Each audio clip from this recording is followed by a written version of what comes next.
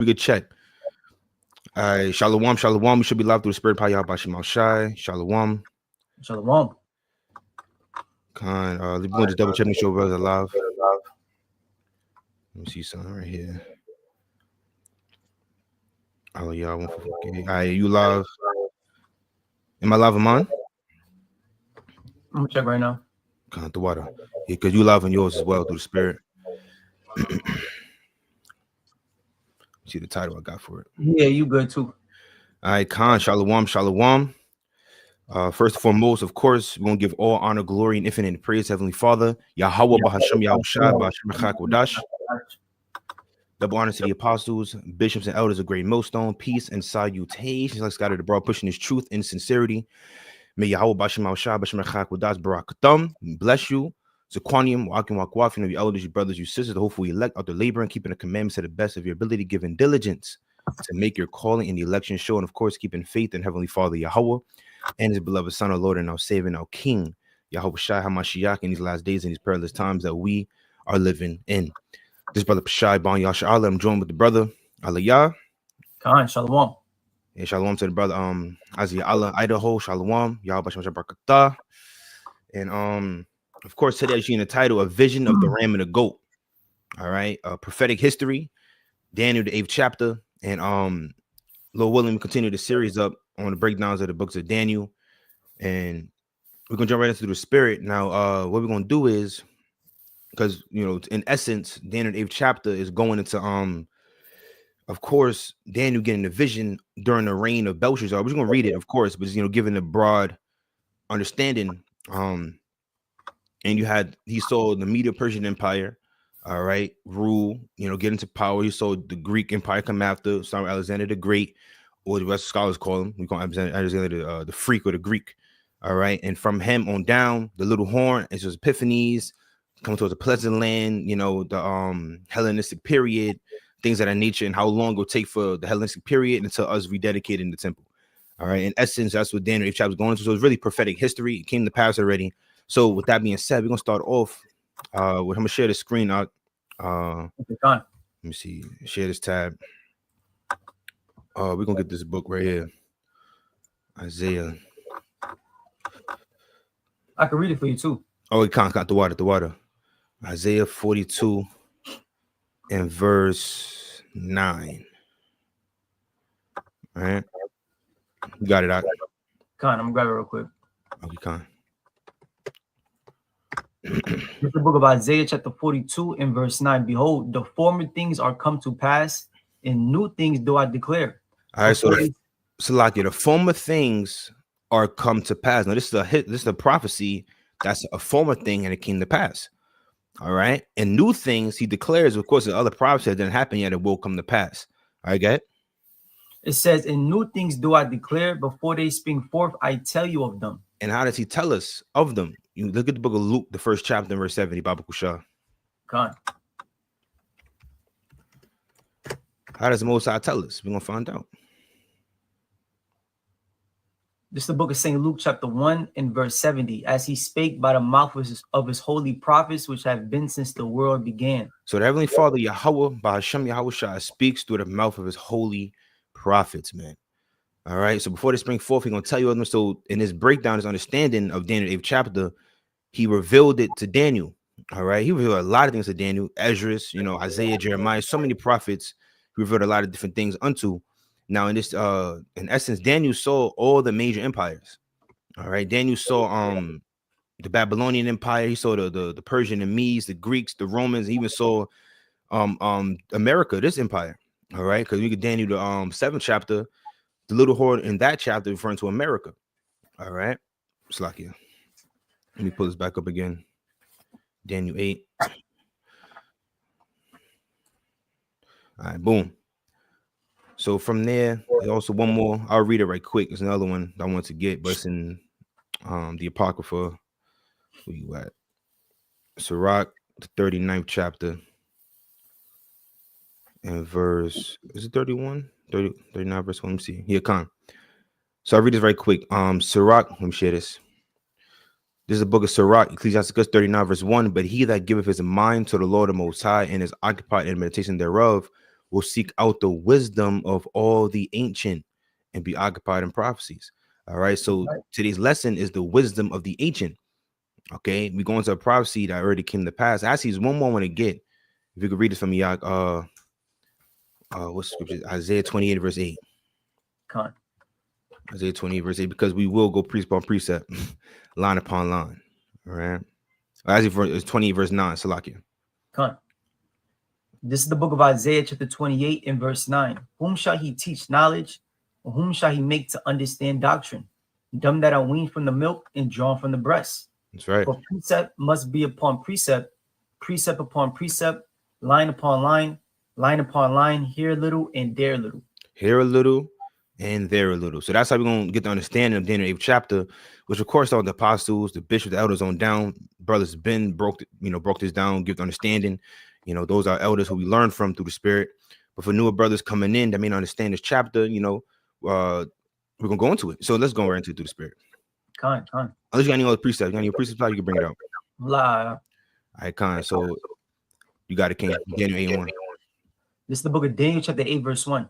In the 3rd year of the reign of King Belshazzar, a vision appeared unto me, even unto me Daniel, after that which appeared unto me at the first. So this is during the time of the reign of King Belshazzar. Now, Belshazzar is also mentioned in Daniel 5th chapter when he had he saw the writing upon the wall. All right. And that writing upon the wall was in a mysterious language that Daniel got the interpretation of and broke down as many take of farsin, which means your kingdom was found wanting and weighed in the balances and were given to the Medes and the Persians. All right. And he basically that same night he died. Now, Belshazzar, when you look him up, ultimately, I'll read this very fast. Let me see if I can share this very fast. Quick, we look at Belshazzar to understand who he is. All right. His father was Nabonidus. Okay. So he was the grandson of Nebuchadnezzar through the marriage of, I believe, Nabonidus and Nitocris. All right. Which Nitocris was Nebuchadnezzar's daughter. All right. So it was like a union marriage, and at the moment, you Google Belshazzar, get more information on him. But I just wanted to, bring this out. It said Belshazzar was the son and the crown prince of Nabonidus, the last king of Neo-Babylonian Empire.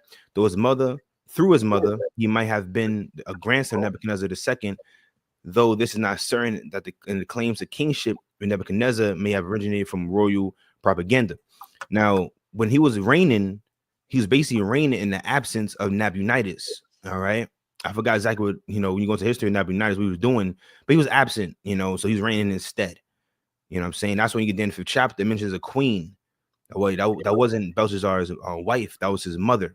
All right. Nitocris, if I'm not mistaken. Right. So that's, a little history on Belshazzar. That's who he is. And it's during that time.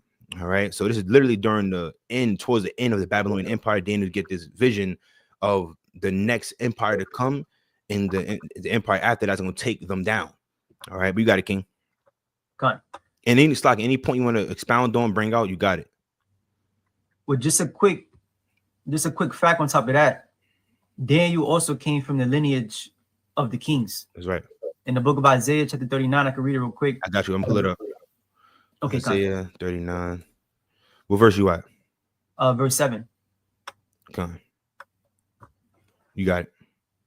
Isaiah chapter 39, verse 7. And of thy sons thou shalt issue from thee. Now, this is a prophecy concerning Hezekiah, the king of Judah. And he came from the lineage of David, which was the lineage of the kings. It says, and of thy sons that shall issue from thee, which thou shalt beget, shall they take away, and they shall be eunuchs in the palace of the king of Babylon. Now, this is a prophecy referring to Daniel. Daniel, he was a eunuch. He wasn't a eunuch to where, his rod was chopped off. All right, but he was just serving the Heavenly Father in the land of Babylon. So this is a prophecy concerning the kings that would go into captivity under the Babylonians. All right, so Daniel, he came from that lineage, the lineage of the kings, right, from King David. That's right. I looked up eunuch before. I forgot how you pronounce this. Right, I forgot how to pronounce Salakia. I'll pull it up, but it says Chamberlain officer, like he was going into. Because we go to Daniel, the 1st chapter mentioned the prince of the eunuchs. Those men wasn't actual, like their rods were chopped off. There was servants, there was officers, chamberlains, things of that nature, right? But you don't got to go into too deep into that one. Let me go back. That's right. Beautiful point out. Khan. Verse 2. Yep. Verse 2, it says, and I saw in a vision, and it came to pass when I saw that I was at Shushan in the palace, which is in the province of Elam, and I saw in a vision, and I was by the river of Ulai. So right here you have Daniel in the dream, in the vision he's receiving. He's by the river Ulai. You look that up. It was like, you know, beautiful waters to drink out of, things of that nature. But also, I looked it up. Let me see if I can. Yep. The river Ulai. I'll share this right fast. It says Ulai was a river in the Bible that is mentioned in the book of Daniel. It was a river near the city of Susa in the province of Elam, which is now part of southwestern Iran. The Greeks, so that's proven who it's like it modern day, you know, Elam, you got the Iranians, you got East Indians, you know, that little region. But it says the Greeks called it Eulias, right? Well, I want to look up a picture of it. Let me see something. Images. That's folly right there. All right, who you at? Salaki, what you? Let me just go back to Google because you know they took me somewhere else. Yeah, I think it's right here. Yeah. All right. See, they started taking me everywhere. Salaki for that. But any event, you see it right here. Look at Ulai. You know, so this is where he's at in his dream, basically. I think this would be a better little image right here. There's a few of them. Right. Kind of got Elam, Susa, Babylonia, Mesopotamia, right? But in any event, let's go back. So that's where he's at in this vision, his dream. He's by the river Ulai in the province of Elam. All right, you know the Elamites today is East Indians, Iranians, things of nature. All right, you got it, King. Verse 3, Daniel chapter 8, verse 3. It says, then I lifted up my eyes and saw, and behold, there stood before the river a ram which had two horns, and the two horns were high, but the one was higher than the other, and the higher came up last. Now, right there, let's jump to Daniel 7 and verse 5 very fast. Right, I'm gonna pull it up right here as well. Daniel 7 and verse 5. Slakia. Because understand, Daniel, I'm thinking about Daniel, Zechariah. A lot of prophets saw, you know, these empires, but they saw them in different ways. Matter of fact, yeah, let me read this first. Daniel 7 and 5. You got it, King. It's the book of Daniel chapter 7, verse 5. And behold, another beast, a second like to a bear, and it raised up itself on one side, and it had 3 ribs in the mouth of it, between the teeth of it. And they said thus unto it, arise, devour much flesh. Right. So this is going to the Medo-Persian Empire. All right. And it raised up its side on one side, similar to what we just read in the 8th chapter, how one side was higher than the other, which is the Persian Empire being higher than the Medes in rulership. You look that up, they had a joint rulership, but of course, you know, Persia became greater. All right. Persia had a stronger army, they were stronger, they was mightier. All right. And the 3 ribs in the mouth of it, of course, you know, is Babylonia, Egypt, and Lydia, and also the regions and way that they ruled. Let me just look something up right fast. Where you at? Has something pulled up in my notes. You can elaborate if you want. On which one? The Daniel 7? Yeah, con. So I'm gonna read again. Daniel chapter 7, verse 5. It says, and behold, another beast came, a second like to a bear.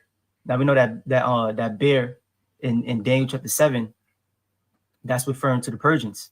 Con. It says, and it raised up itself on one side, and it had 3 ribs in the mouth of it, between the teeth of it, and they said thus unto it, arise and devour much flesh. Now, when it said it raised up itself on one side, that's referring to the Persian, how it became stronger than the Medes. That's right. All right, and like the brother said, the 3 ribs in the mouth represents the Babylon, Mesopotamia, Egypt, and Lydia, the lands that they had conquered.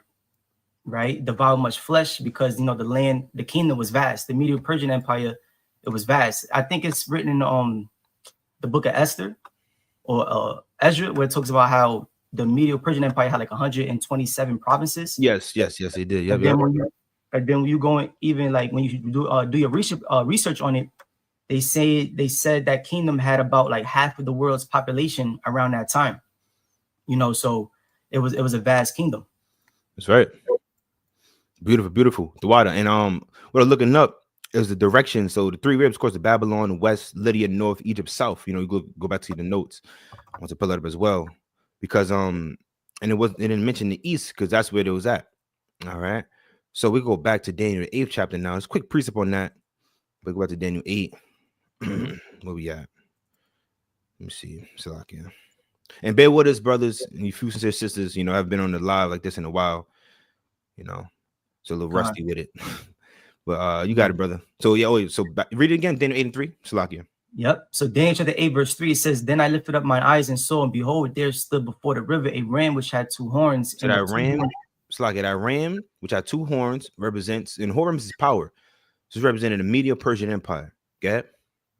It says, There stood before the river a ram which had two horns, and the two horns were high, but one was higher than the other, and the higher came up last. So one was higher than the other, which is the Persian Empire being higher, and the higher the Persian Empire came up last, meaning it started with the Medio Persian Empire. That's when we did in the 5th chapter.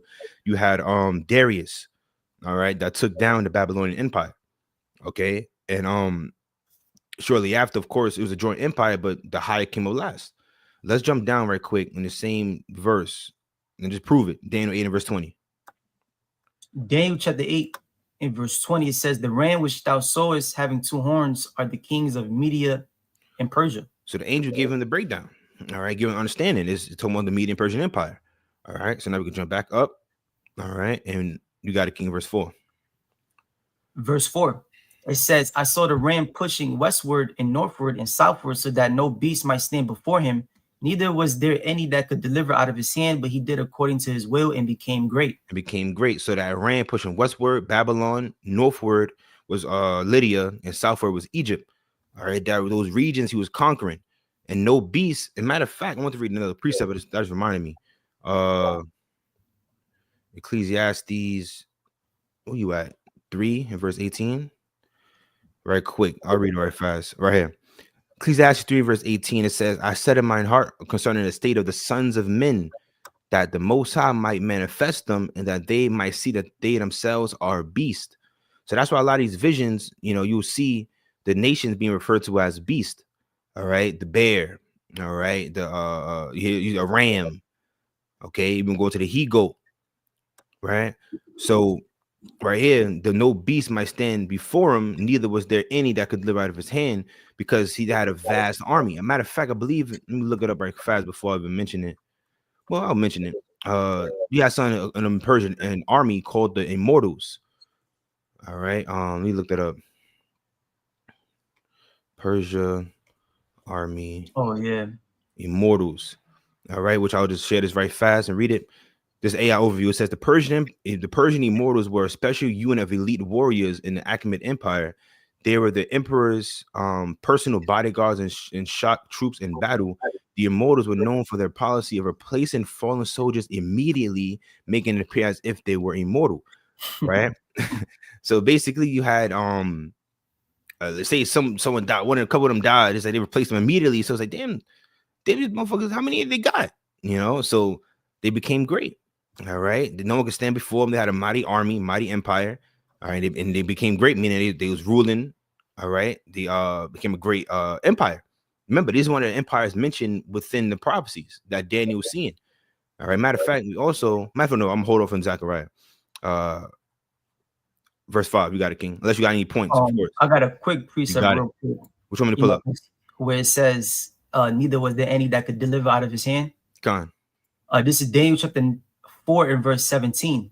It says, this matter is by the decree of the watchers and the demand by the word of the holy ones, to the intent that the living may know that the Most High ruleth in the kingdom of men, and giveth it to whomsoever he will, and setteth up over it the bases of men.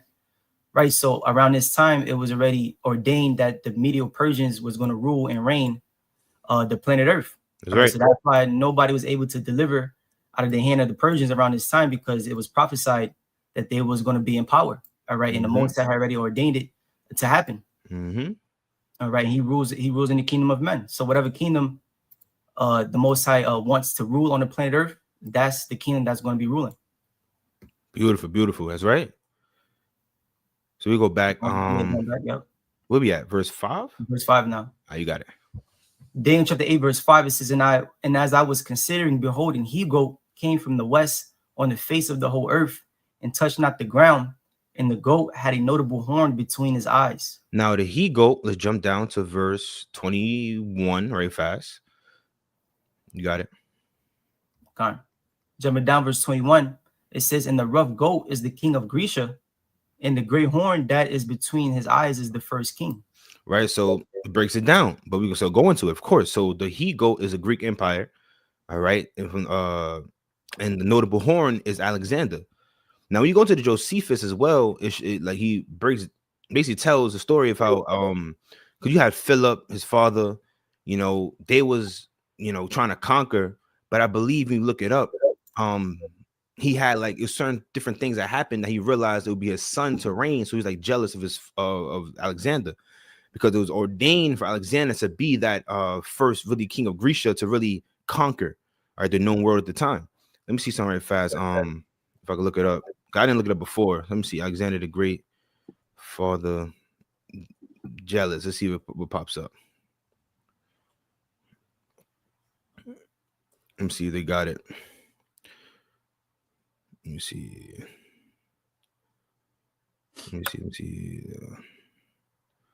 Kind of got a little something, but not too deep. But basically, yeah. When you go into the history on it, I'll share this right fast because I mentioned it. But it says, according to the historical accounts, Alexander the Great's father, King Philip II of Macedon, and right here we could prove who are the Edomites today. Just understanding this. All right, we may do that. Just prove quickly who the Edomites are. But let's read on. It says, was not necessarily jealous of Alexander, but the relationship was often strained due to Philip's multiple marriages and the potential threat to Alexander's position as an heir, which sometimes led to tension and conflict between them, particularly when Philip took on wives who could produce male heirs. This dynamic is often cited as a source of friction in their relationship, right? But even also, you go further deep into it. I was watching Apostle Ramlav's video. He mentioned how I think he saw whatchamacallit, Philip, which we're gonna go to the first Maccabees as well. But Philip saw, I think, two eagles, something like that, in front of his stoop when he was being born, when Alexander was born. So he realized, oh shit, hold up, he might be the one to really rule. All right. I seen that too. Yeah, con. They show you that on that documentary that came out on Netflix concerning how the Greeks came and they dominated the Medo-Persian Empire. They show you that in that documentary too. I want to look something up very fast as well. But I'm gonna share this screen right here. We could read first Maccabees.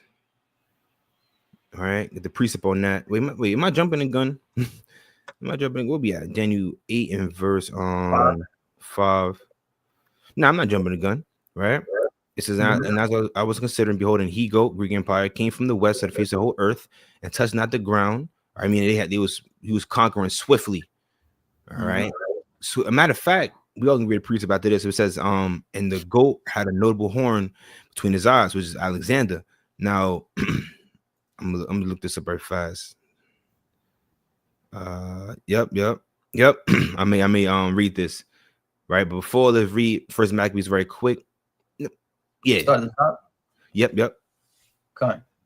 First Maccabees chapter 1, verse 1. It says, and it happened after that, Alexander, son of Philip, the Macedonian, who came out of the land of Chittim, had smitten Darius, king of the Persians and Medes, that he reigned in his stead, the first over Greece. The first over Greece. Remember, you had his father, other men, but he was the first to really I think he brought them together. All right. It was a lot of infighting between them. All right. But he brought them together and he conquered the known world within the span of 12 years. All right. And he even going to historical counts, he wept. There was no more, nothing else to conquer. You know what I'm saying? So the Lord was really with him. And we could prove that even further because Josephus is a historical secular history account. This is not in the Bible. All right. But he's like he documented a lot of different things. He's a scribe. All right. He documented a lot of different things that took place, in history. All right. But when you read this, Josephus on Alexander's visit to Jerusalem, most scholars agree that the following story told by the Jewish historian Flavius Josephus in his Jewish Antiquities, right? 317 through I think that's page 11, whatever, 317 345 is not true. One argument is that, of course they also try to throw these things in there for doubt, but in any event, one argument is that Alexander is shown a book that was not yet written. Other argument is that the story is a bit too good to be true. the Sumerians. And this is my first time reading this too, but I'm trying to jump to the point. The Sumerians, the eternal rivals of the Jews, blacken the Jews and get permission to build a temple of their own. Alexander's visit to Jerusalem understands that he owes everything to Most High, the God of the Jews, allows them the privilege to live according to their ancestral customs because he was at peace with us. You know what I'm saying? Why? I'm trying to find that point. When he pulled up to Jerusalem, I think he had a dream, right? Somebody had to look that up. He had a dream. It's a whole letter. Matter of fact, no. Yeah, I'll jump straight to this point. Salakia, right? Let's jump right here. Alexander's visit to Jerusalem. It says, so when Alexander besieged Tyre, he sent an epistle to the Jewish high priest to send him some auxiliaries. If I'm not pronouncing it wrong, Salakia, it says, and to supply his army with provisions, and that what presents he formerly sent to Darius, he would now send to him, and choose a friendship of the Macedonians, and that he should never repent of so doing. All right. See, I'm trying to find this point. Salakia, man. I want to read all of this. This is not really. Let me see. Right here. Wait, is it? Yeah, I think this is it. It says, and Jadis the high priest is right here. Jadis the high priest went when he heard that it was an agony in under terror and not knowing how he should meet the Macedonians, since the king was displeased at his foregoing disobedience.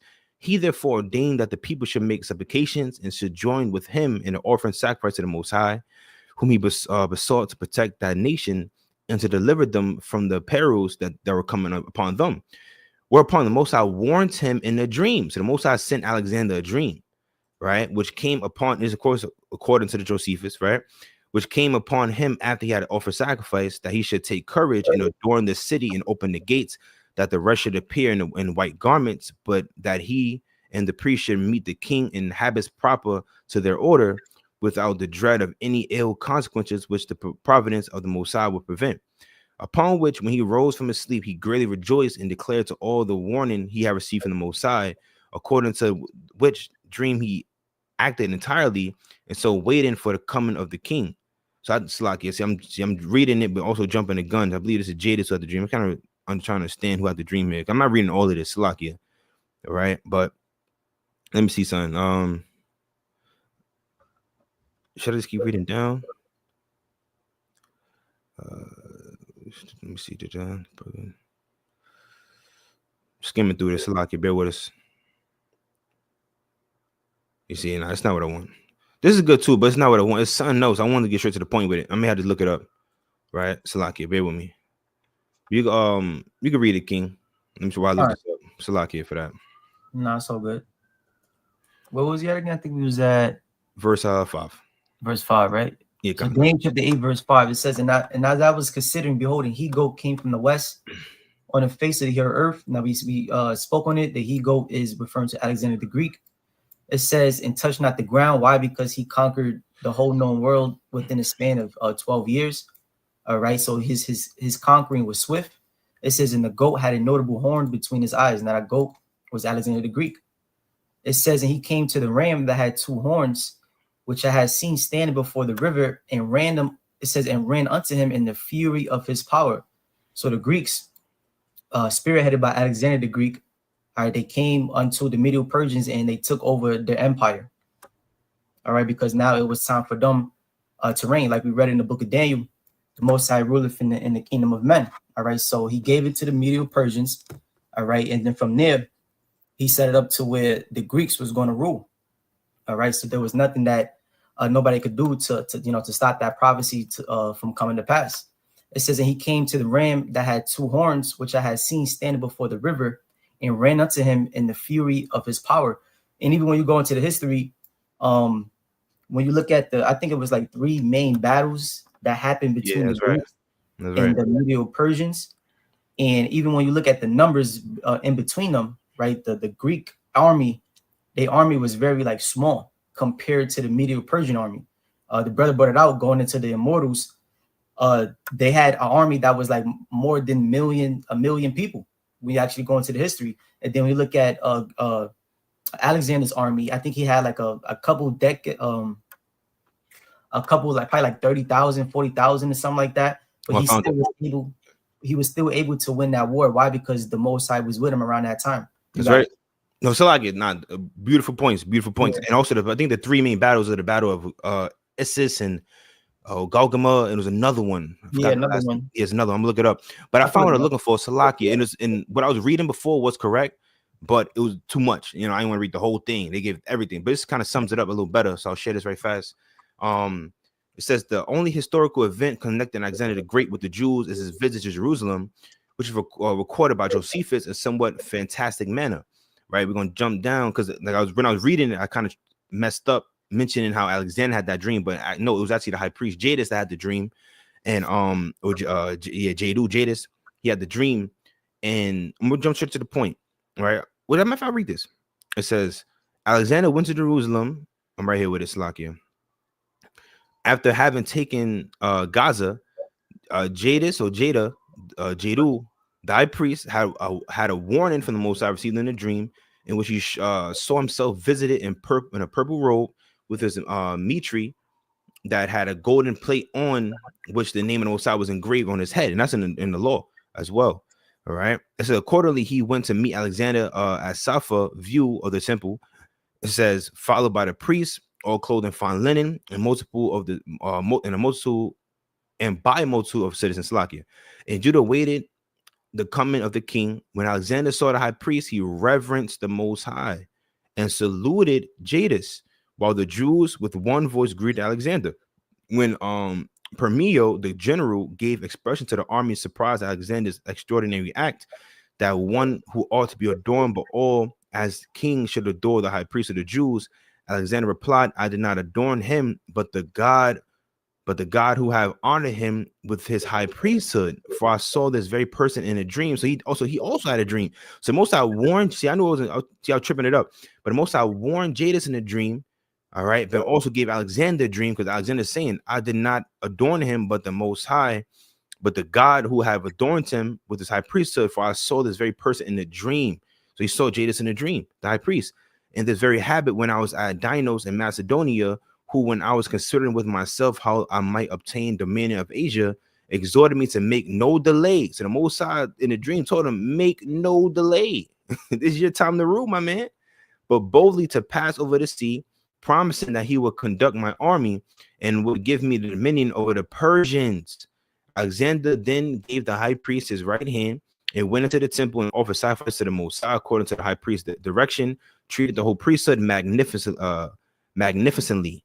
And when the book of Daniel was shown him, right, it says, wherein Daniel declared that one of the Greeks should destroy the empire of the Persians, he supposed that he was the person intended and rejoiced thereat. Okay, so I don't think we got to read more. So the rest of this is good, but you could look this up, Jewish Encyclopedia. But they showed him the book. They showed him what we're reading right now. They showed him the book of Daniel.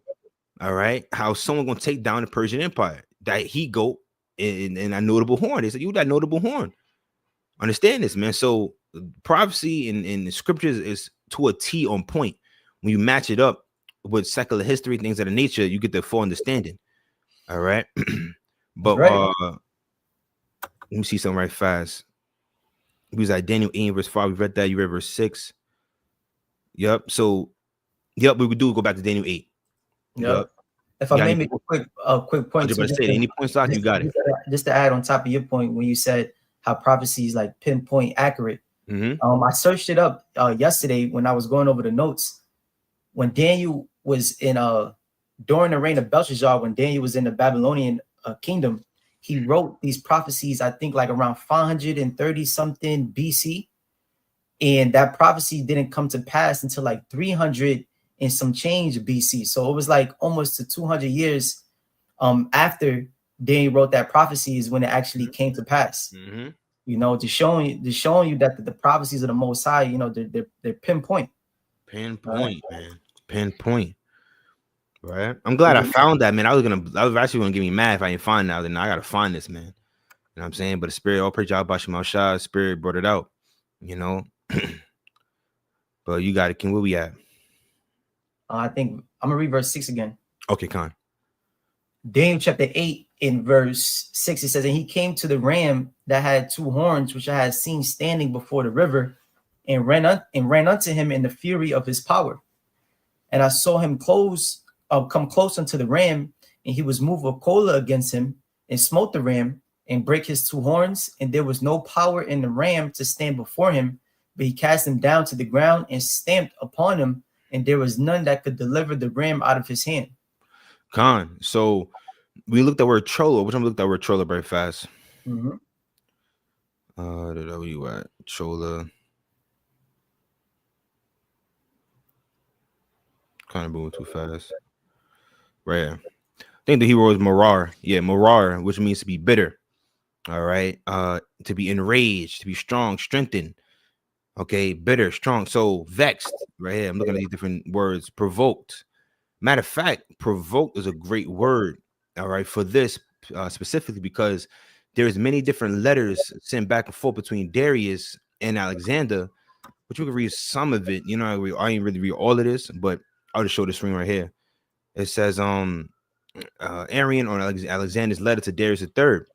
All right, in November 333, Alexander defeated the Persian king Darius III, called Codominus, after this battle of Issus.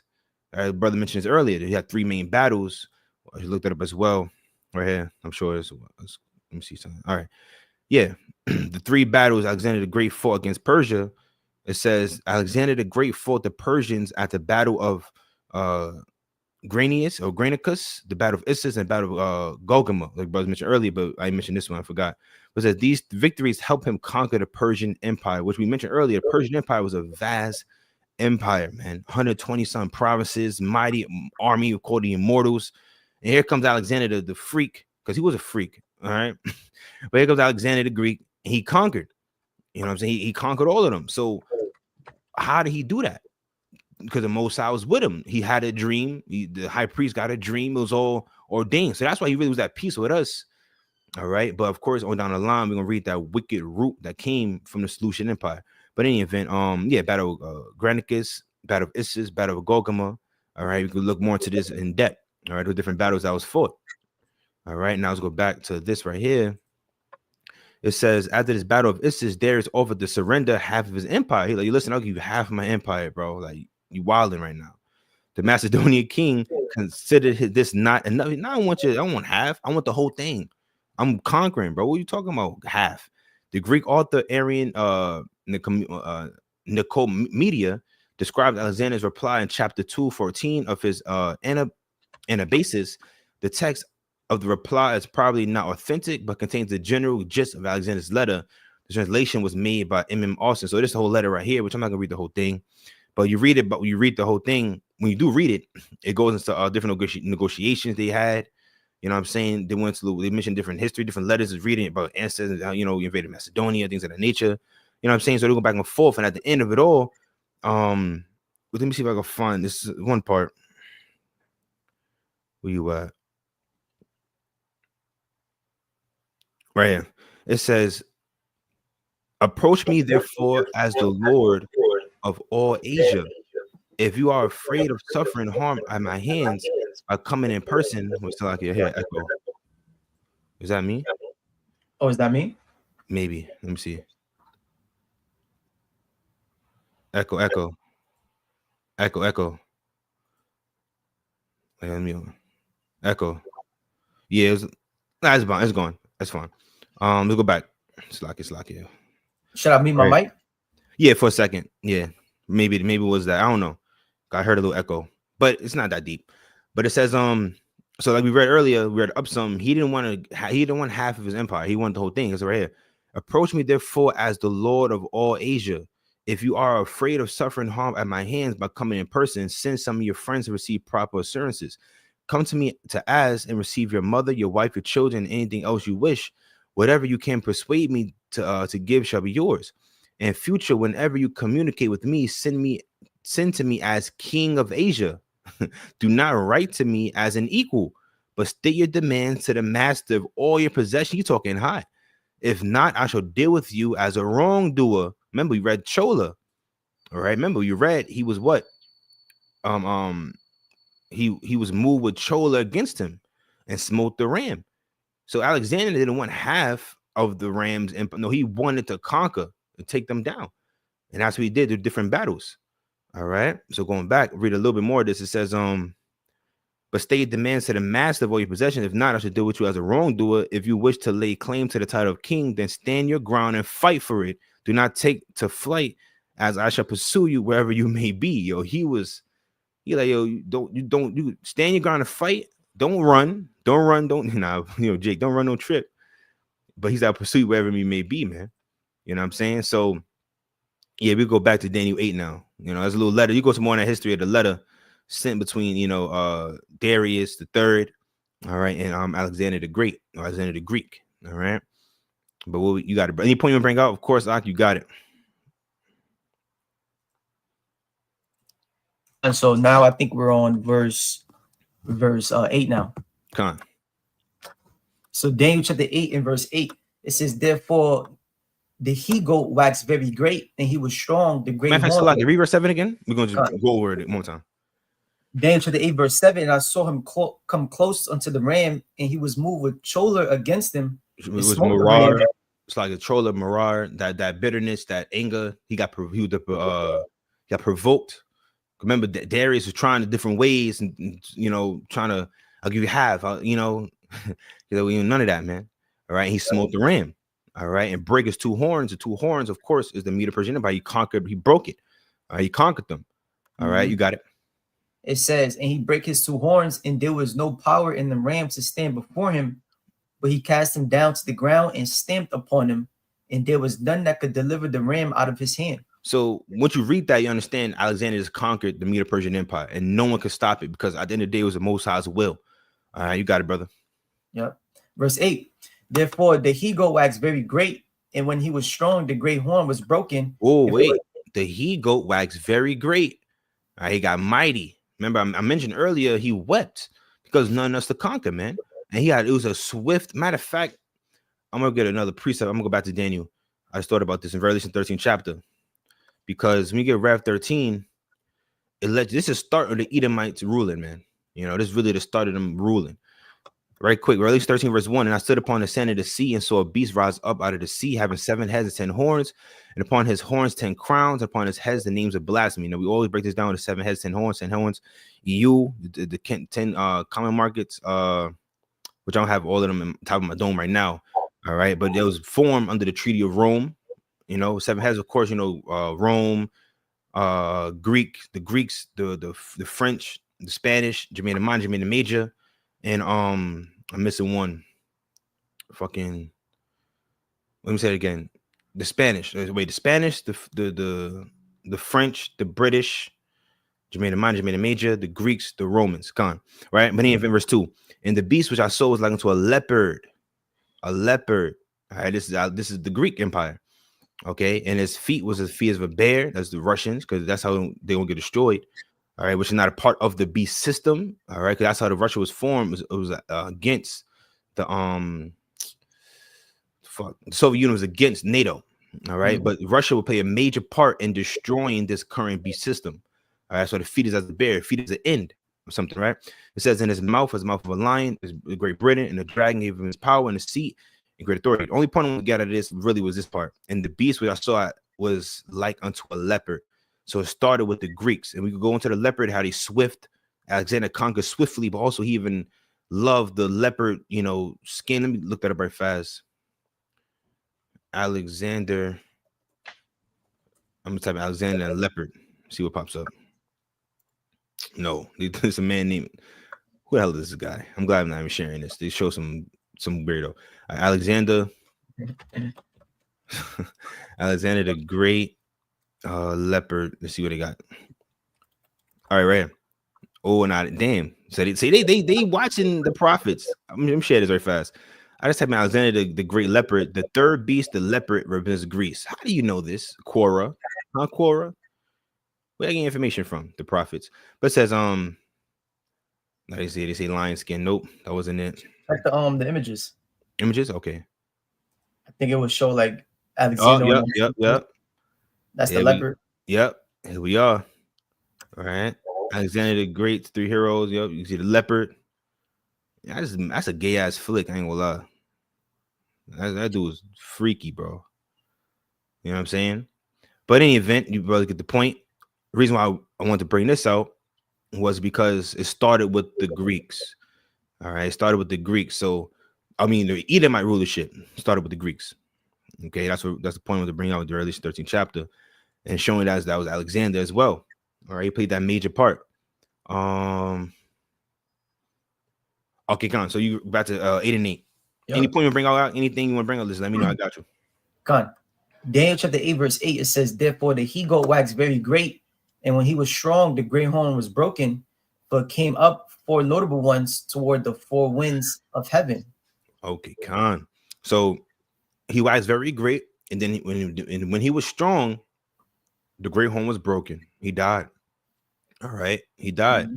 And at that time, Maccabees. All right, con. Let's go to Maccabees. So I'm gonna just start at verse 1, read on down. Con. You can break it down to that. First Maccabees chapter 1, verse 1.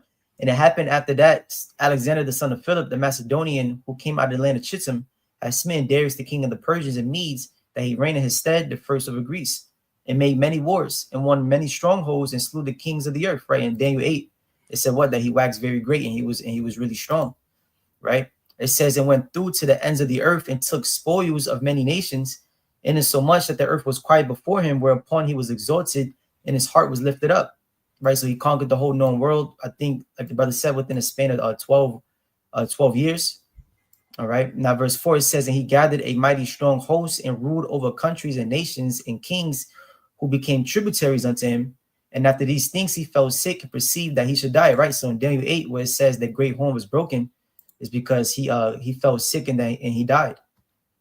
It says, wherefore he called his servants, such as were honorable and had been brought up with him from his youth, and parted his kingdom among them while he was yet alive. Right. So in Daniel 8, where it talks about how the four notable ones came up, that's referring to the four generals that he had that reigned after him after he passed away. Now, those four generals are Cassandra, Ptolemy, Seleucus, and Lysimus. Those are the four generals that he divided his kingdom to after he passed away. Now, verse 7, it says, so Alexander reigned 12 years and then died. All right, so that's a quick chapter you can match up with Daniel chapter 8 and verse 8, referring to the four generals that he had reigned after he had passed away. That's right. And when we look it up, there's a fifth mention, was it Antigonus, but it's really because he had mad generals, but those top four was Ptolemy, Cassandra, Seleucus, and Lysimachus. Yeah, right. Yeah. But also Antigonus is also mentioned as well when you look him up. We had something called the Diocletian Wars. All right, Diocletian, the successors of Alexander, which I'll show this right fast. It says Diocletian, the successors of Alexander the Great, in their wars. All right, so what they had, it was a lot of infighting. All right, they had many wars against each other. You get that Daniel 11 chapter. Try to get rid of these ads. It says Alexander the Great's Diocletian successors, that's what the word means if I'm not mistaken, fought over a vast empire spanning from Greece to India in a series of bloody conflicts. You know what I'm saying? So it was a lot of wars, man. It says the age of the Diocletian of Alexander the Great was one of the bloodiest pages of Greek history. A series of ambitious generals attempted to secure parts of Alexander's empire, leading to the creation of the kingdoms that shaped the Hellenistic world. This was a period of intrigue, treachery, and blood, man. All right. So it says the death of Alexander the Great, tensions rise. So Alexander the Great died on June 11, 323 BCE in Babylon, possibly from typhoid fever. Before taking his last breath, Alexander was asked by his generals to whom would go his empire after his death. With his final strength, he said, to the strongest. That's to the strongest, meaning fight for it. He basically said fight for it, man. You know what I'm saying? It says Alexander left behind him the greatest empire the ancient world had ever seen. This vast empire contained lands from the Adriatic Sea all the way into the Indus River, and from Libya to modern day Tajikistan. Of course, Alexander had just recently conquered these lands, and a great part of his empire was not firmly secured. So he just finished conquering a lot of different lands, and he died. So like we read in Daniel, the 8th chapter, it says, and therefore the he-goat waxed very great, and when he was strong, we just read how when he conquered. Like he literally just recently conquered these lands. He didn't get to enjoy it. Huh? Yeah, he didn't get to enjoy it. Enjoy it. Yeah. So imagine that, man. The great home was broken, and came with 4 notable ones toward the 4 ones of heaven, because he told them, yo, they said, who you gonna give your empire to the strongest? So it's a big fight for it now. You know what I'm saying? Get active. Which one of y'all the strongest? And that's how you have the different Dynasty wars. Okay. But we go back to Maccabees. Oh, that was it on the Maccabees. Oh, that was it on that, right? Let me see. Yeah, Dan. Oh, you're right. Yeah, you're right though. Yeah, I read down to verse 7. Beautiful. Could we go? Now you're good. Yeah, that's fine. We go back to that because it's about to come to the next point, and we have to go back to that as well anyway. But you got it, brother. Daniel chapter 8, verse 9, it says, and out of one of them came forth a little horn, which waxed exceeding great toward the south and toward the east and toward the pleasant land. Now, who is this little horn right here? Who is this little horn? Let's go back to First Maccabees very fast. Remember, precept upon precept. First Maccabees 1, Baba Kusha Agri, verse 8 through 10. God. Verse 8, it says, and his servants bare rule every one in his place, and after his death they all put crowns upon themselves. So did their sons after them many years, and evils were multiplied in the earth. Oh, wait, hold up. Evils, man. To show you who this is, Edomites, man. Evils is multiplied in the earth. Matter of fact, when we read right here in this little article right here, they mentioned how this was SHAQADAN. This was the period of intrigue, treachery, and blood. All right. After his death, it was the bloodiest pages of Greek history. All right. So what was that? Maccabees. Share this again. You got it. Verse 10 now, it says, and there came out of them a wicked root, Antiochus, surnamed Epiphanes, son of the Antiochus the king, who had been a hostage at Rome, and he reigned in the 130th and 7th year of the kingdom of the Greeks. Right. So that wicked root was about to Daniel, that little horn. Okay. Yep. And out of one of them came forth a little horn, which waxed exceeding great toward the south, towards the east, towards the pleasant land, which is the Jerusalem, the Israelites. All right. So this is going to in Antiochus Epiphanes the fourth, who came from the line of the Seleucid Empire. All right. So he waxed great as well. So remember, there was different wars being fought. All right. And we read the different wars he fought towards the south, towards the east. You read that in Daniel 11 as well, the different Syrian wars and all of that, and towards the pleasant land, man. This right here shaped even our history. All this our history, but this really shaped us as a nation in his the New Testament, understanding the Gentiles, neither Jew nor Greek, understanding different terms. Why was they called Greeks? Why was Timothy father a Greek? You know what I'm saying? Why is it neither Jew nor Greek? There's no dip. Why? Because we got conquered and Hellenized under this damn devil, man. This little fucking horn came just being a demon because he ain't get no dreams. Alexander got all the dreams, to conquer. This nigga was a fucking demon, man. Alexander was demon too, don't get it wrong. But I'm saying this dude was a wicked, he hated us, man. All right, like despised us. Let's read on. In Maccabees, right? You want more on that or no? We'll come back to Maccabees. Okay, kind. Daniel chapter 8 in verse. Wait, you said we're going back to Daniel, right? Yeah, con. Daniel chapter 8 in verse 10 now. It says, and it waxed great even to the hosts of heaven, and it cast down some of the hosts and of the stars to the ground and stamped upon them. So it waxed great even to the hosts of heaven, and it cast down some of the hosts and the stars to the ground. Let's get a quick precept on that, which I believe is Genesis. Let me see what chapter this is. Is it Genesis 37? Con. Yep. So this is Joseph having a dream. You also get Revelation, the 12th chapter as well. When you get that, I may pull up as well. This is Joseph's dream, one of our forefathers, of course. We're gonna jump down to the point. I think verse 9. I got it. Oh, you got it, brother. Genesis chapter 37, verse 9. It says, and he dreamed yet another dream, and told it his brethren, and said, behold, I have dreamed a dream more, and behold, the sun and the moon and the 11 stars made obeisance to me. Obeisance, so meaning they bowed to him. Now, this quick precept showing. Matter of fact, read on. We're gonna say verse 10. Verse 10, and he told it to his father and to his brethren, And his father rebuked him and said unto him, what is this dream that thou hast dreamed? Shall I and thy mother and thy brother indeed come to bow down ourselves to thee to the earth? So proving that Jacob understood that the sun and the moon represent him and his and Joseph's mother, and the 11 stars represent his brothers, which are the 12 tribes of Israel. All right, so those stars represented the Israelites. Okay, look at Revelation, the 12th chapter, in verse 1. The woman, Israel, right? It says, and there, I'll read it right fast. So like it says, and there appeared a great wonder in heaven, a woman clothed with the sun and the moon on her feet, and upon her head a crown of 12 stars. All right, this represents what? Israel. All right. So we go back to Daniel. If I'm not mistaken, I think that's the point I want to get on that. Yep. So yeah, so verse 10, when we read, it waxed great even to the hosts of heaven, and it cast down some of the hosts of the stars to the ground. It was cast some of us down. All right, because you did have a revolt that came about, but when you look up the history in Antiochus, the fourth Epiphanes, he moved with so much. I think he lost a battle, came back to his anger on us. All type of things was going on. You know what I'm saying? So he just really despised it. He wanted to like make us a common burial ground in Jerusalem. I'm gonna probably read that as well, Maccabees. But you got it, brother. Daniel chapter 8 in verse 11.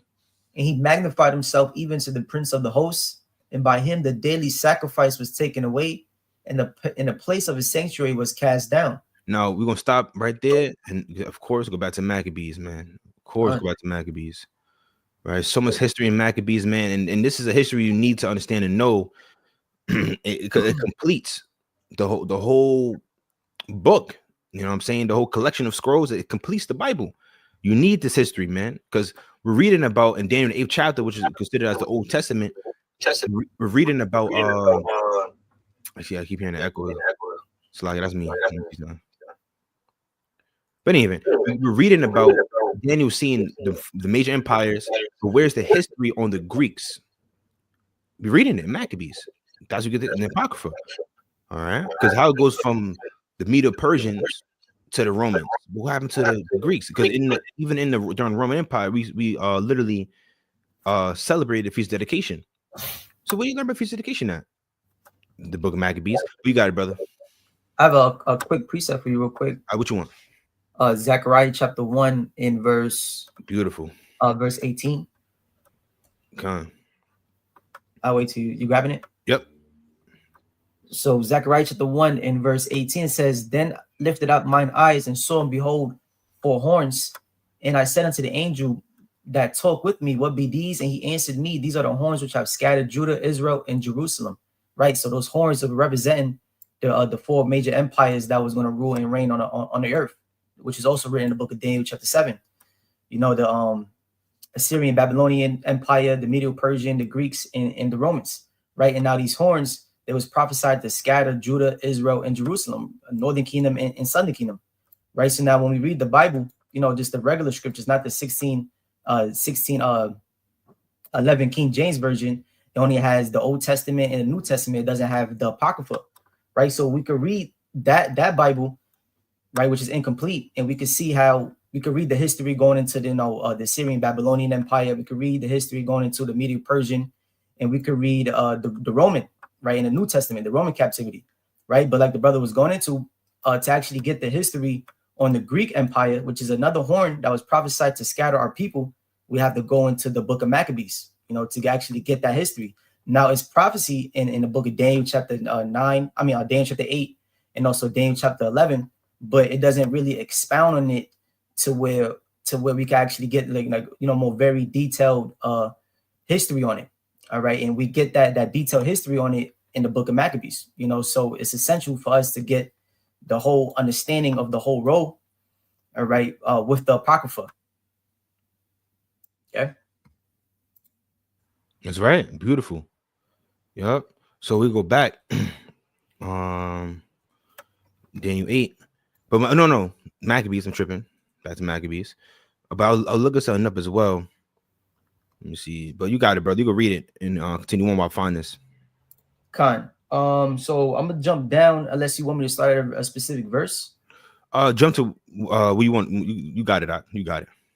Because we was at verse 11, right? Khan. Yeah.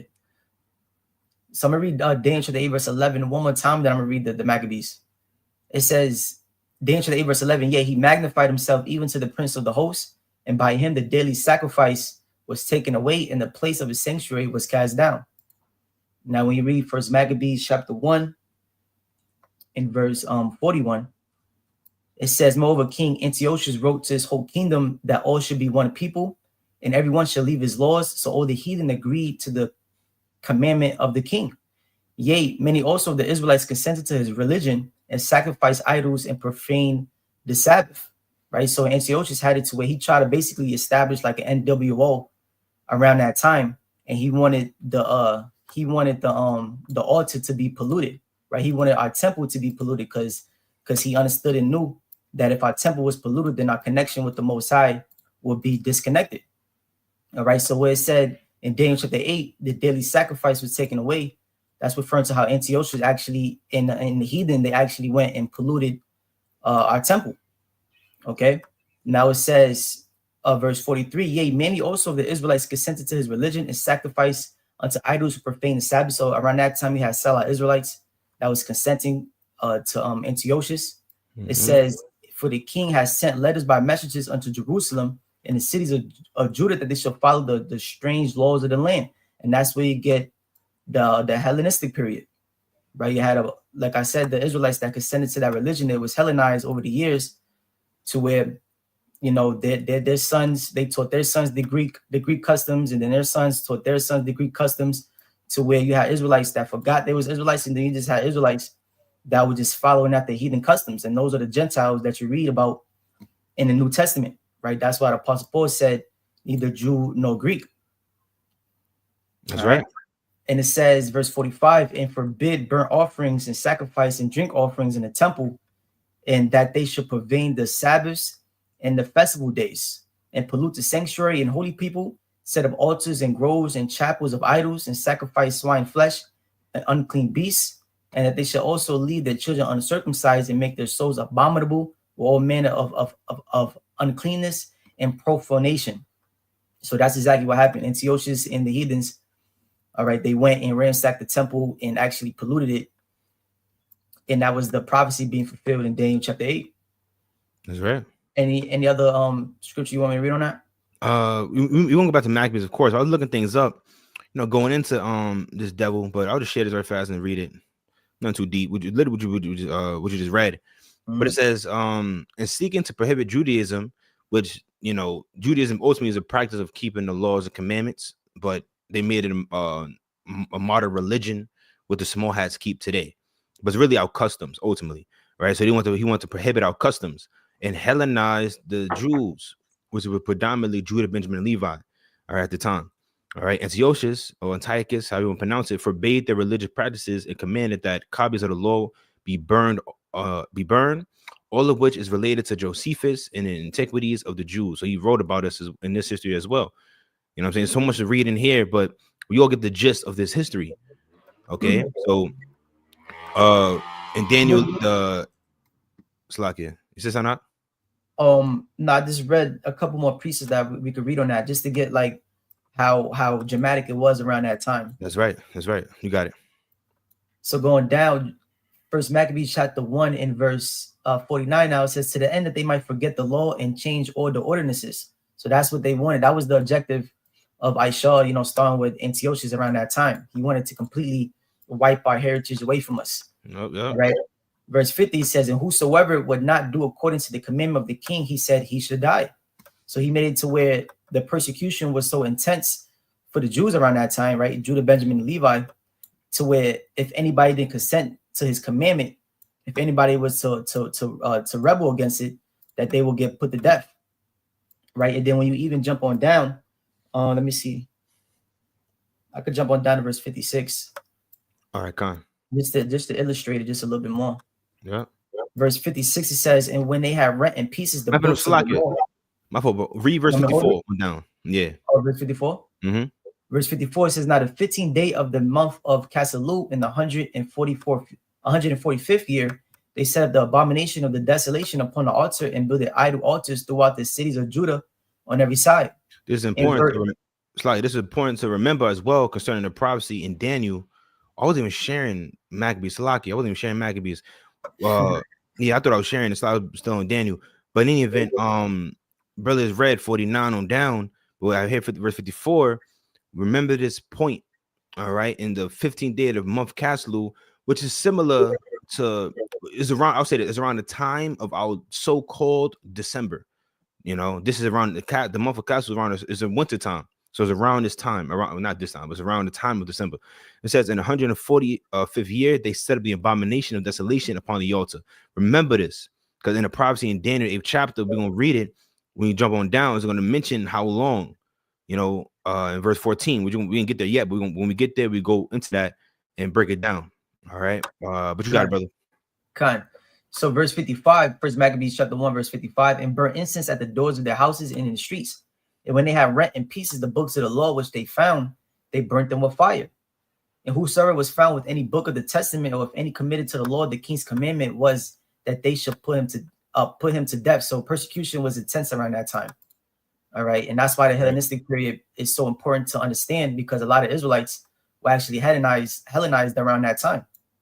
Okay. Now it says, thus did they by their authority unto the Israelites every month, to as many were found in the city. So every month you had Esau going around making sure that you didn't have the scrolls, right? You didn't have the scriptures.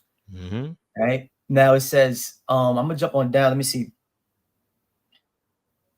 Yeah, I'm gonna jump on down to verse 60. It says, at which time, according to the commandment, they put to death certain women that had caused their children to be circumcised. So you had a remnant around that time that wasn't getting down with that commandment. All right, you had women that was still circumcising their children. All right, and they was being persecuted. They was being put to death. Verse 61, it says, and they hanged the infants about their necks and rifled their houses and slew them that had circumcised them. So Esau was even like he even killed the infants around that time. You know, just showing you how hanging them by their necks, man. That's crazy. That's Esau's MO.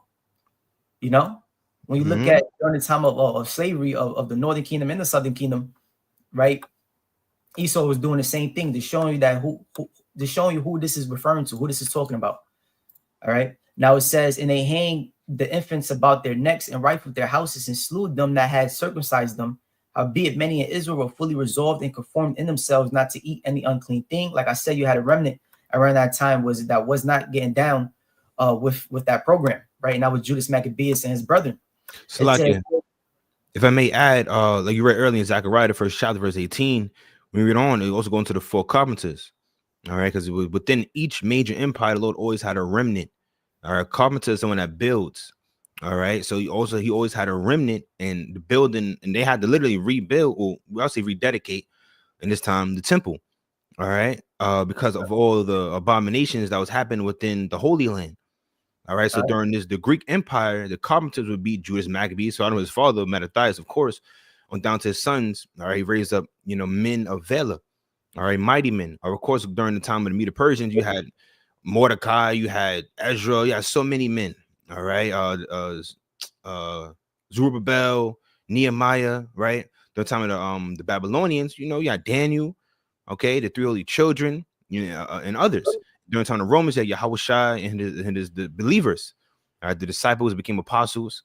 All right, and in this last major empire known as America, Babylon the Great, okay, the rule of Esau Edom, the Lord has probably all, of course, some in the spiritual realm of the carpenters, the elect, that's scripture say what? I reserved to me 7,000 men that would not bow their knees to image of Baal.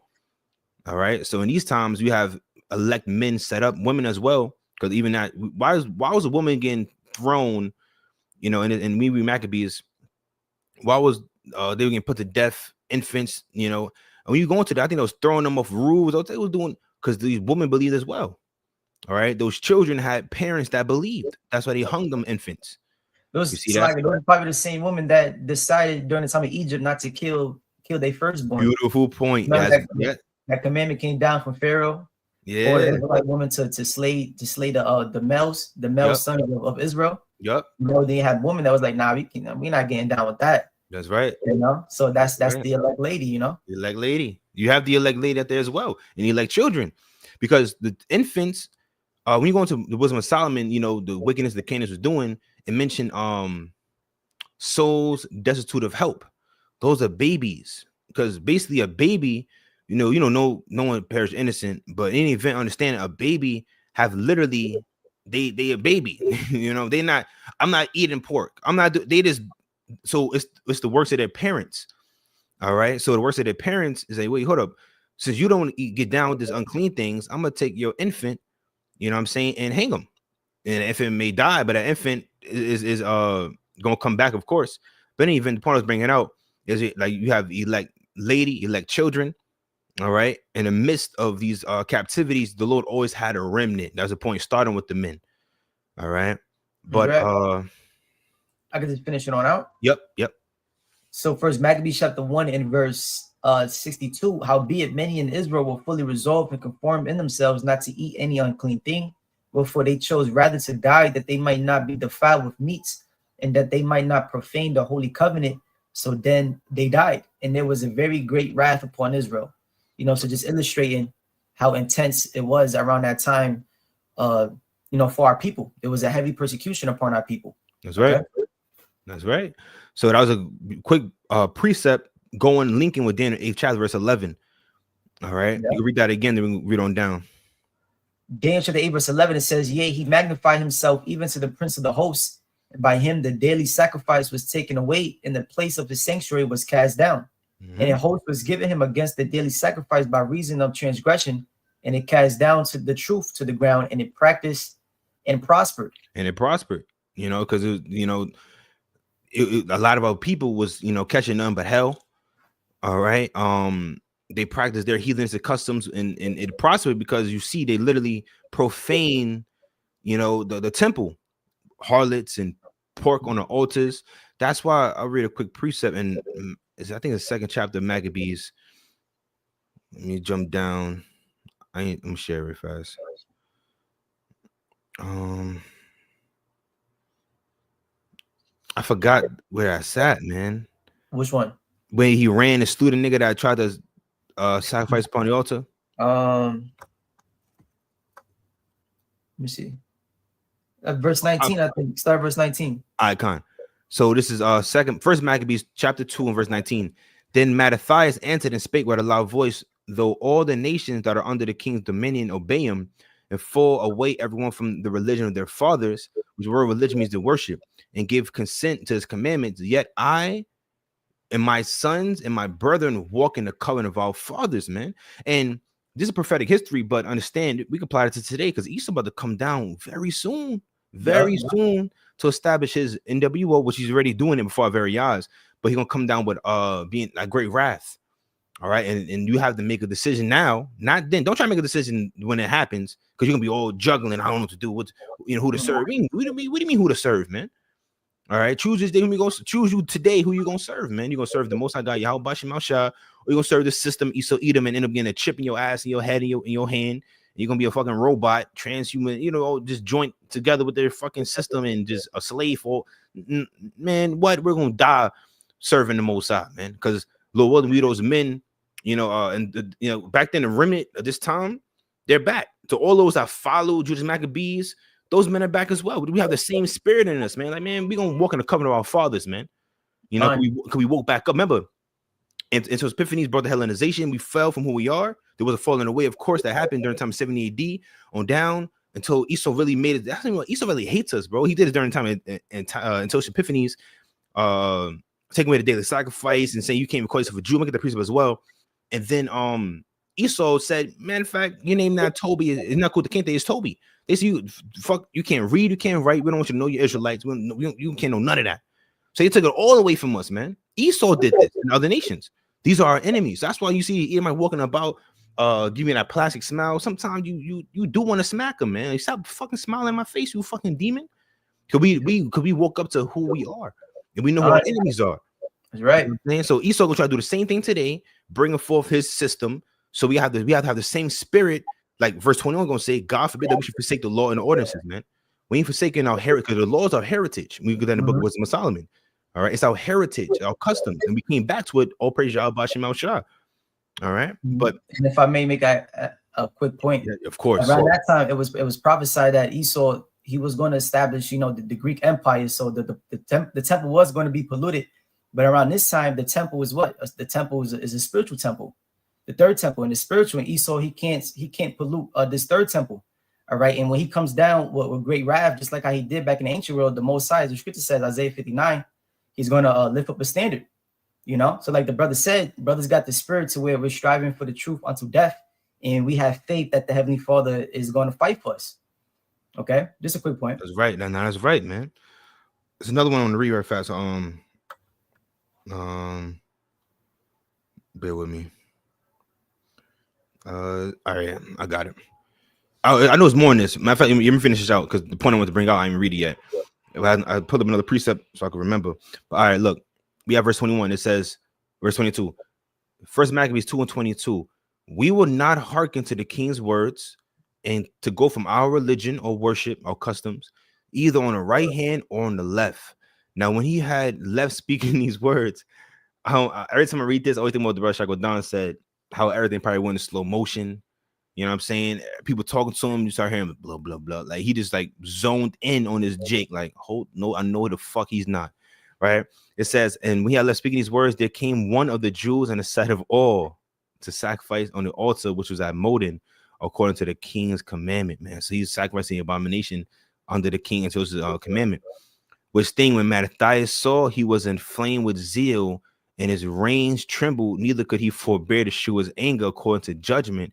Wherefore he ran and slew him upon it. He put that nigga to death. He slew him upon the altar.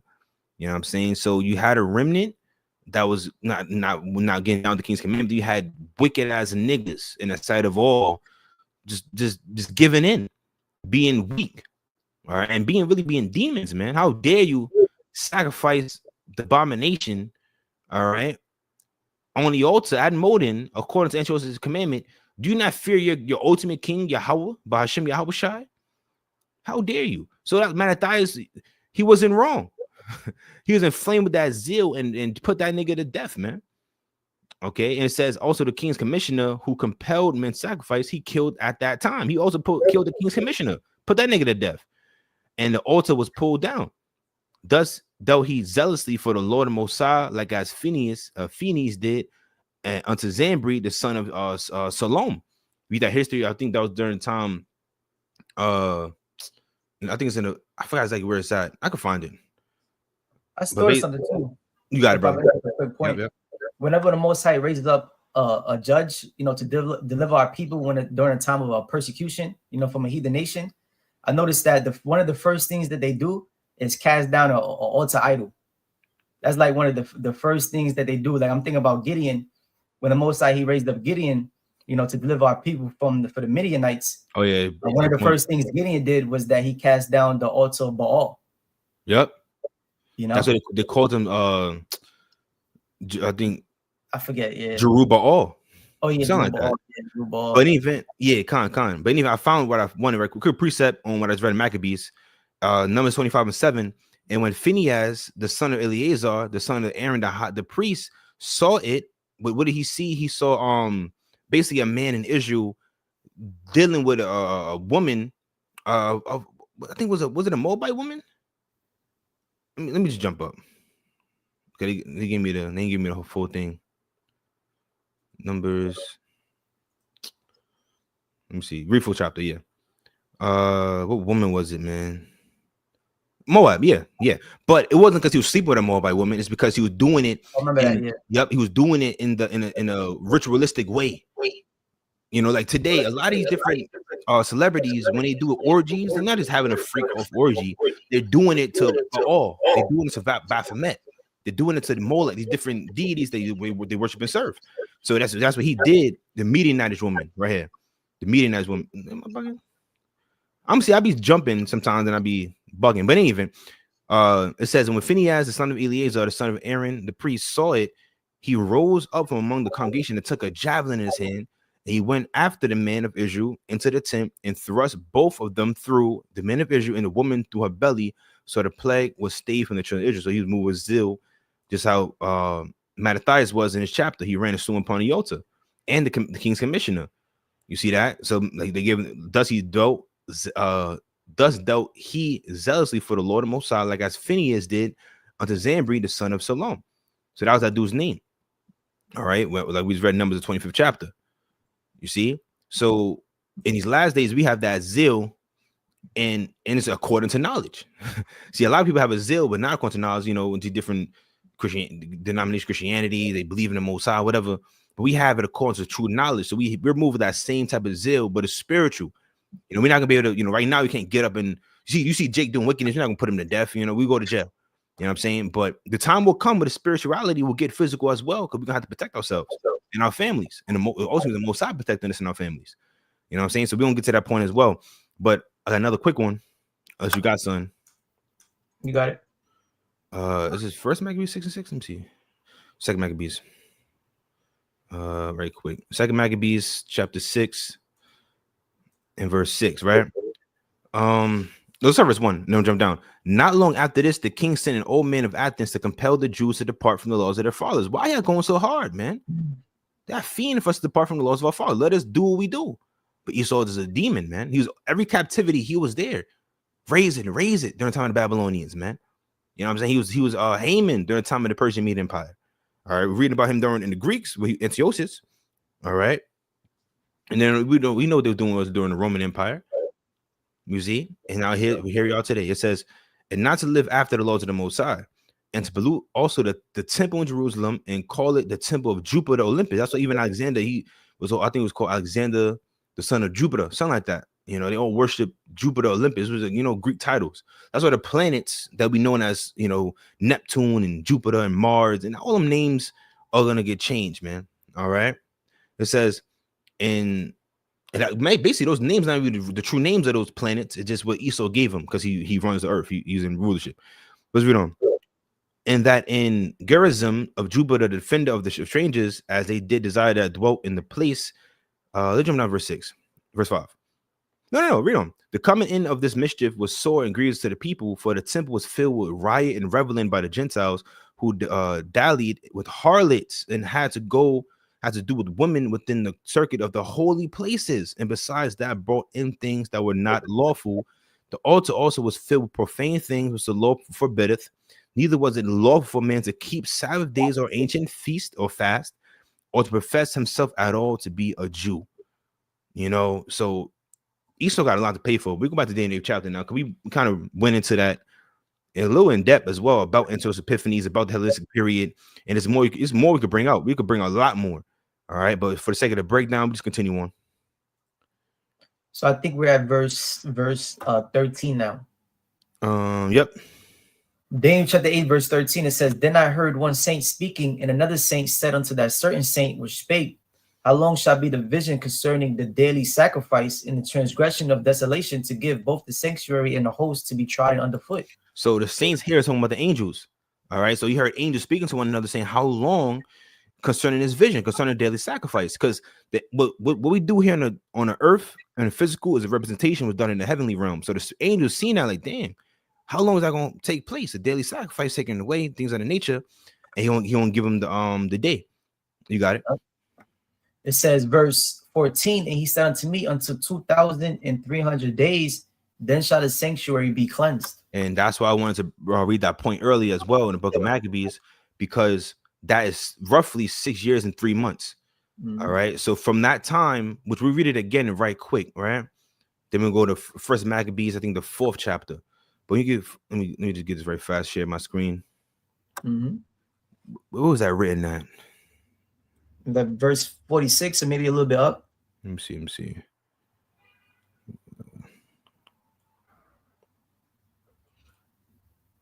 Right, 54.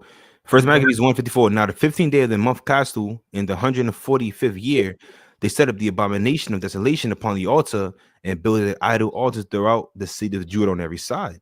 Now, look at the 4th chapter. Oh, that's what I was talking about. Yep. And you said verse 46 in this chapter, right? Yeah, roughly around there. Around there, right? I'll jump down to the point, verse. And this right here is the feast of dedication, which you know as Hanukkah, Chanak. All right, verse 52. Now in the it's like that was Brother Shaq with Don. 1:30 tomorrow through the Spirit icon. It says, now on the 25th day of the month, the 9th month, which is called the month Caslu, in the 148th year, they rose up betimes in the morning and offer sacrifice according to the law upon the new altar of burnt offerings which they had made. Look at what time and what day the heathen had profaned it, even in that was it dedicated with songs. You see? So that's what Daniel, the angels as until the 2,300 days, then shall the sanctuary be cleansed. So it got cleansed during the time of Judas Maccabees and his revolts, and you got the victories, and we rededicated the temple through these different wars that was fought. All right, just Maccabean revolt, I believe led to the Hasmonean dynasty. Okay, and it says, read that again, verse 54. Look at what time and what day the heathen have profaned it, even in it was it dedicated with songs. That's when it got cleansed. And citherns and harps and cymbals. Then all the people fell upon their faces, worshiping and praising the power of heaven, who had given them good success. And so they kept the dedication of the altar 8 days and offered burnt offerings with gladness and sacrifice of deliverance and praise. They decked also the forefront of the temple with crowns of gold and with shields, and the gates in the chambers they renewed and hanged doors upon them. Thus was there very great gladness among the people, for that the reproach of the heathen was put away. Let's read on, read the whole rest of this out. Moreover, Judas and his brethren with the whole congregation of Israel ordained that the days of the dedication of the altar should be kept in their season from year to year, by the space of 8 days from the 5 and 20th day of the month Caslu, with mirth and gladness. In that time also they builded up the Mount Zion with high walls and strong towers round about, lest the Gentiles should come, this is actual heathens, should come and tread it down as they had done before. And they set there a garrison to keep it, and fortified Bethsura to preserve it, that the people might have a defense against Idumea. Right quick, man. We all know what Idumea is, but for those who may not know, right, just proving who the Greeks were, who proving who was our fucking enemies, man. Right? Idumea, Medan, share my tab. Idumea is a Greek name for the ancient region of Edom, which is located in what is now southwestern Jordan. The name Idumea means the land of the Edomites. Another name for the state of Edom meaning red. We all know that, right? So showing you, it's Epiphany is the Edomites. We battling them Edomites, man. Okay, they had a strong fucking hatred for us, and we had to rededicate our temple. You got any points? You got it up, but if not, we go back to Daniel 8. We go back to Daniel 8. Gone. So Daniel, yeah, you got it. Daniel chapter 8, verse 15. It says, and it came to pass when I, Daniel, had the vision and sought for the meaning, then behold, there stood before me as the appearance of a man, and I heard a man's voice between the banks of Ulai, which called and said, Gabriel, make this man to understand the vision. Gabriel, so, Gabar Allah, which is warrior power, a power of war. All right. So the Lord told Gabriel to give Daniel understanding of the vision. You got it, brother. It says, so he came near where I stood, and when he came, I was afraid and fell upon my face. But he said unto me, understand, O son of man, for at the time of the end shall be the vision. And as he was speaking with me, I was in a deep sleep on my face toward the ground, but he touched me and set me upright. And he said, behold, I will make thee know what shall be in the last of the nation, for at the time appointed the end shall be. The ram which thou sawest having 2 horns are the kings of Media and Persia. And the rough goat is the king of Grecia, and the great horn that is between his eyes, the first king. Like we broke down.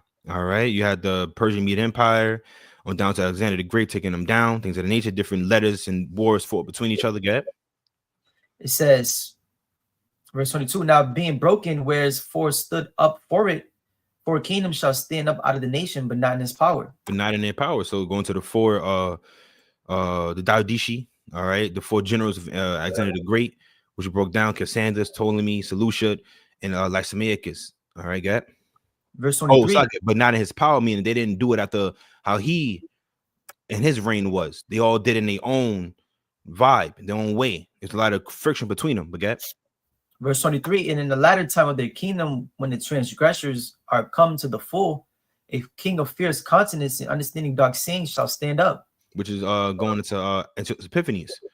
All right, a king of fierce countenance and dark sentences shall stand up. Get and his power shall be mighty, but not by his own power, and he shall destroy wonderfully and full, and shall prosper, In practice, it shall destroy the mighty and the holy people. We just read about everything he did to us, man. All right, and there's more we could read going into the things he did to us. Matter of fact, no, after we read 25, I got another precept. So you got it, brother. Verse 25, and through his policy also he shall also cause craft to prosper in his hand. He shall magnify himself in his heart, and by peace shall destroy many. And he shall also stand up against the prince of princes, but he shall be broken without hand. But he, into his epiphany, shall be broken without hand. So everything we read right here through his policy and craft to prosper in his hand, and that fits Esau today as well. But he manifested himself in his heart, meaning he was proud. He destroyed many of our nation. He stood up against the prince of princes, the high priesthood, which is ultimately him fighting against the Most High, because they wanted to basically separate us, to sever our connection with our God. That was our temple. So everything he did was really against Yahweh Bashim Shah, our power through the priesthood. You know, that's why he set up priests like Jason and things of that nature that was just sellouts. All right. But at the end of the day, he was broken without hand, meaning a physical hand. Didn't put he gets killed by a dagger, a shield, a spear. You know, no, the way he died was beautiful in my eyes. Let's read it. Second Maccabees, chapter 9 and verse 1. About that time came Antiochus with dishonor out of the country of Persia. He had entered a city called Persepolis and went about to rob the temple and to hold the city, whereupon the multitude running to defend themselves with their weapons put them to flight. And so it happened that Antiochus, being put to flight of the inhabitants, returned with shame. So that's when he came back from that battle with shame and dishonor. And let's see what he did to us. Now, when he came to Ecbatan, news brought him what had happened unto Nicanor and Timotheus. Then, swelling with anger, he thought to avenge upon the Jews the disgrace done unto him by those that made him flee. So I'm gonna take my anger on these Jews, man. Therefore, commanded he his chariotmen to drive without ceasing and to dispatch the journey. The judgment of the Most High not following him, for he had spoken proudly in this sort that he would come to Jerusalem and make it a common burying place of the Jews. So I'm gonna come to Jerusalem and make it a common burying place. I mean, I'm just gonna be dead bodies everywhere. I'm gonna put a lot of people to death. Right? And watch this. But the Lord Almighty, the God of Israel, Yahweh, smote him with an incurable and invisible plague, broken without hand. Where as soon as he had spoken these words, a pain of the bowels that was remediless came upon him, and sore torments of the inner parts. And that most justly, for he had tormented other men's bowels with many and strange torments. So he was tormenting our people and even others with, matter of fact, Second Maccabees, the 7th chapter, the brethren for not eating pork. He fried them in pans, cut their tongues out. He did mad things. And quick precept, Wisdom of Solomon, is it 11 verse 6? Let me see. No, it's not what I want. Is it? Let me see. Wisdom of Solomon 17. I think it's 11. Hold up. I'll go. Damn, that's a thing. Oh no, I got it. Yeah, SHAQADAN.